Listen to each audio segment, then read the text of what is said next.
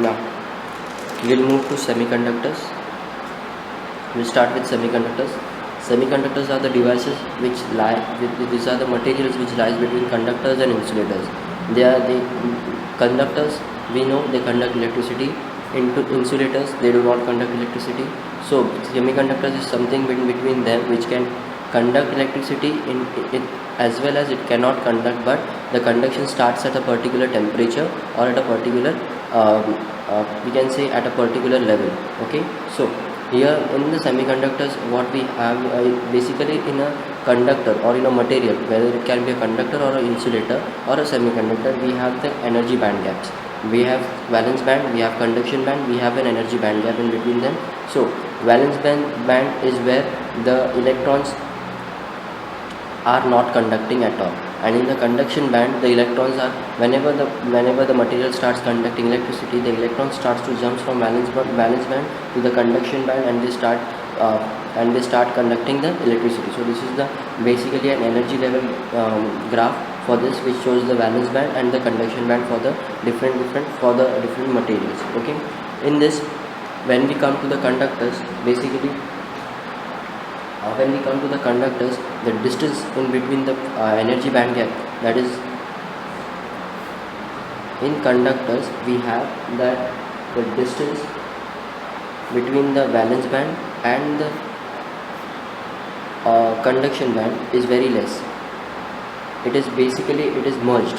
Okay, it is very less, or it is merged in between, so that the electrons can easily go to the conduction band and they conduct electricity whenever current is passed through the conductors. But when it comes to the insulators, the distance is very much large. It is greater than 3 electron volts. That is the time taken for the electrons, that is the energy required for the electrons to jump from the valence band to the conduction band is greater than 3 electron volts. So that is why conduction is not possible in the insulators. Next, when it comes to semiconductors, this energy band gap is less than 3 electron volts. So the electrons can conduct electricity, but at a particular temperature. When the electrons are excited, they start jumping from valence to the conduction band, and then they start conducting the electric current. Okay, next we have intrinsic semiconductors and extrinsic semiconductors. Intrinsic semiconductors are known to be the pure semiconductors, and extrinsic are sort of conductors which have impurities in them. Okay, so in intrinsic semiconductors, at the room temperature, we have pure silicon, we have germanium, and different other. So here at the room temperature, few covalent bonds between the silicons are broken down due to the thermal energy, and the valence band are raised to the conduction band. That is, the electrons from the valence band starts moving in the conduction band at the room temperature itself. Because of some thermal energy, the bonds are broken down. That is how conduction takes place in the intrinsic semiconductors. Whereas in the pure semiconductors, we have a dopant. We have a property called as doping. That is, we add impurity in the semiconductors, and has the impurity atoms which we are adding in the semiconductors are called as dopants, and the process is called doping. So these doped semiconductors are basically the extrinsic semiconductors. Okay, next we have N-type semiconductors and P-type semiconductors. In the semiconductors, basically we consider the basic semiconductors to be the silicon. In this, we have 4 electrons in the valence band in the silicon. So these 4 are shared amongst the neighboring 4 atoms of the silicon. So there is a proper sharing of electrons in silicon atom. So when it comes to doping, there are 2 types of doping semiconductors, N-type and P-type. In the N-type, the doping substance which is used, it is called we use arsenic or antimony or any other. That material, suppose if it is arsenic, it has got 5 electrons in its outermost orbit. So basically the 4 of them, when we dope it, the 4 of the electrons they are shared with the neighboring silicon atoms, but 1 electron is remaining, 1 electron is left unshared, and this electron leads it and this electron is responsible for the conduction in this semiconductor. That is why it is a conduction caused due to the electrons. As a result, it is a n-type semiconductors, because electrons are negatively charged. We have n-type semiconductor. This type of semiconductors are known as n-type semiconductors. But in this case, we have p-type semiconductors, where the doping material is indium or boron, whereas or and many other different materials. Basically, in indium we have three electrons in its outermost orbit, so one left, one of the pair, one of the bond remains unshared, so there is a hole created over there, and that hole leads to the transfer of the electrons, and that leads to the conduction part in this type of semiconductor. Because of the hole is created, an electron will move to the hole, and again from the place where the electron will move, there will be a hole created, again some electron will move to the hole, again there will be a hole created. So it is the transfer, the charge carried, the charge in this process is due to the formation of holes, and those holes are positively charged, so therefore we call this as the p type of semiconductors. That is because of the process of or the flow of holes, and here it is because of the flow of electrons. Next we have is the p-n junction diode. p-n junction diode is basically a combination of we have a trivalent impurity and pentavalent impurity. The impurities which we add, basically trivalent if they have 3 electrons in their atoms, and pentavalent if they have 5 electrons in their atoms. That here we have p and n. We have a silicon crystal which has doped with trivalent impurity, and half doped with pentavalent impurity, that is p and n, and we have fused it together in a material. Okay, when the fusing takes place, they form a junction at the center. This part is called as a junction, and when the junction is forming, some electrons will diffuse to the positive side, and some of the positive holes will diffuse towards the negative side because of the junction forming in between. So we get somewhat pattern like this. So this is basically a diode. Now we are talking about the forward biasing of the diode and the reverse biasing of the diode. Forward biasing of the diode is then when the positive holes are connected to the positive terminal of the battery, and the negative are connected to the negative. Okay, when the power is turned off, this thing will give more of the positive inside, and this thing will give more of the negative electrons inside. So there will be a formation, there will be more of the positives in this direction, more of the negatives in this direction. As a result, the holes will move towards the electrons and the electrons towards the hole, and because of them there will be a force of attraction between them, and as a result the electric current flows through them. Okay, that is how the current flows when a diode is forward bias. Basically it is a reverse situation in reverse bias. Suppose we have electrons and holes in the same manner, but here the positive terminal is connected to the negative of the battery, and the negative is connected to the positive. So here more of negative electrons are passed on as when the circuit is turned on, and here more of the positive are passed on when the circuit is turned on. So there is a force of attraction in the reverse direction. So this depletion layer, we call this gap as the depletion layer. It goes on increasing. So there is a very small amount of current flowing through this circuit when it is reverse bias, and here the depletion region gets on reducing, and hence the current will start on increasing. So here the current flow is good, here the current flow is very less. Okay, now we talk about rectifiers. In all types of electronic devices we require DC source for their operation, but the domestic electric supply is of AC source, so we need something that has to be converted into DC. So we have a rectifier. A rectifier basically a device which converts AC into DC. We have a transformer, we have an input, that is the 230 volts input, AC input, which we get out here. Through the transformer we convert it into somewhat smaller voltages. Okay, and that voltage, that alternating current has a change in its polarity after several intervals of time. That becomes close to positive to negative, negative positive, and so on. We have a diode connected over here, and that diode is connected to a further load resistance, and then we have an output. So basically the functioning of a half wave rectifier is that whenever the point A and the point B gets a positive voltage and the B gets a negative voltage from the transformer, the diode D is forward bias. When it is forward bias, it starts giving out the current, and that current is passed through here ID, which gets on which passes through the load resistance and which gives out the voltage, that is the DC voltage. But whenever the polarity of this alternating current changes after some time, the polarity after a minute or after some time, the polarity will change. So that means A will become minus and B will become plus. So at that time, this diode will become reverse bias, and it will stop operating the current. So the current produced will stop, and as a result it will give out no further current, and hence we can get there will be no further voltage. Again, when the polarity changes, again it will go to the forward biasing, and again we will get some current, and to the resistance we will get some voltage. So that is for a half wave rectifier. Next, for the full wave rectifier, here we have two diodes, basically D1 and D2.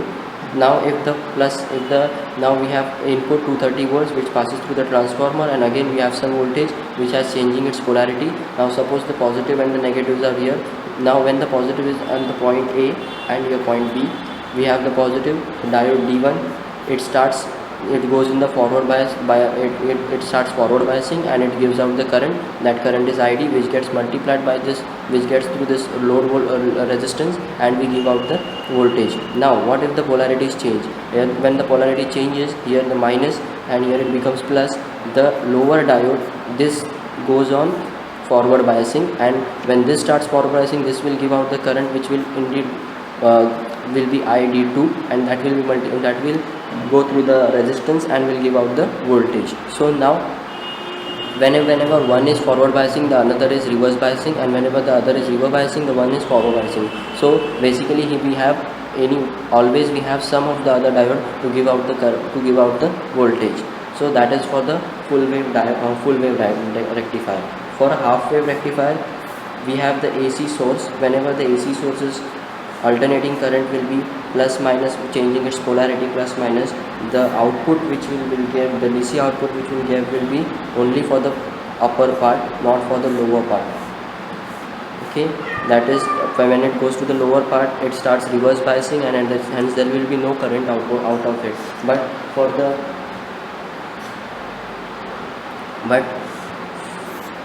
for the full wave rectifier, in the DC voltage, in the AC current, this is your AC current, and for your output you will always be having a current which will be from either one of the other diodes. So there will always be a current which will be a steady form of polarity, that will be a DC voltage output, and here we are giving your AC voltage output.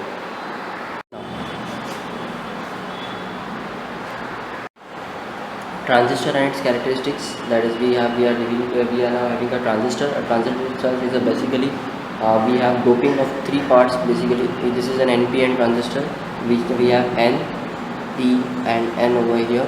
So N is for the electrons, P is for the holes, and N is for the electrons. So we have a doping of three different we have doping of three different materials, two different materials, that is the electrons, the holes, and again the electrons. So basically we have three parts.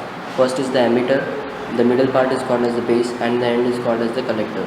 Now the working of this transistor is such a way that, as you can see, for an NPN transistor, we have its input characteristics and we have its output characteristics.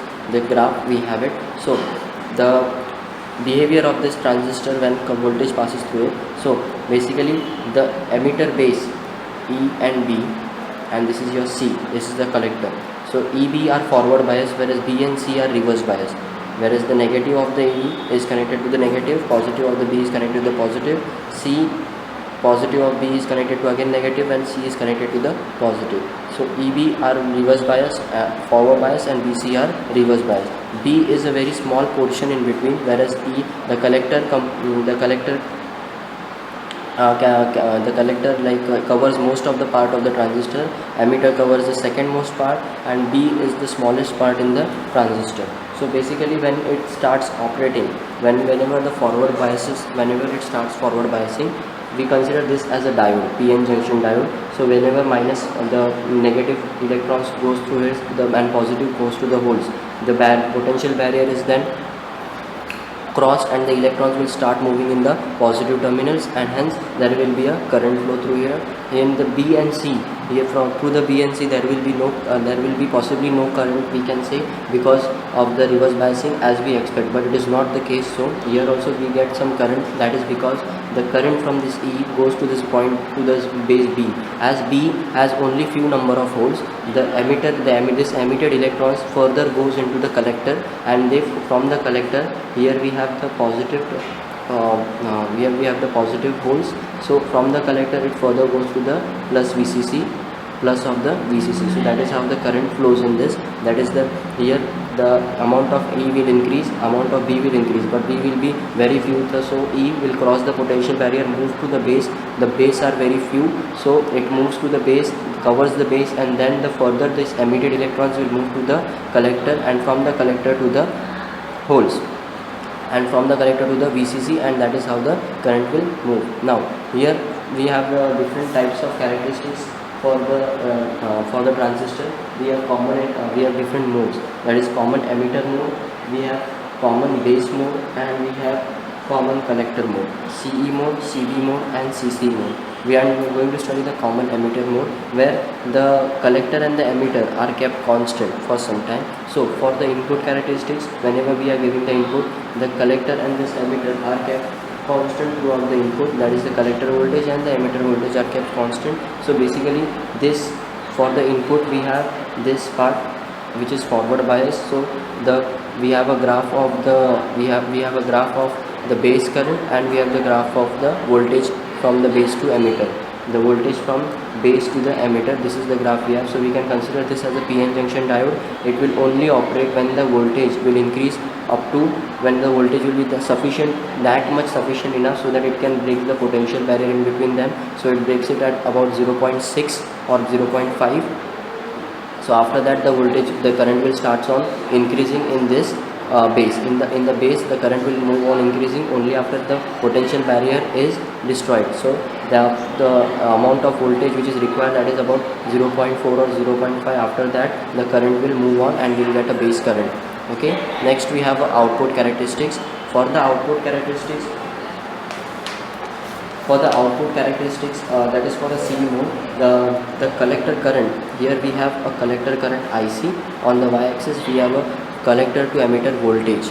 Okay, for the output current we have a collector to emitter voltage, and we have a collector current, that is the current which we are going to observe from here, and the collector to emitter voltage. It depends, as this collect voltage from the emitter to the collector, it will go on increasing, but that factor depends on the base. That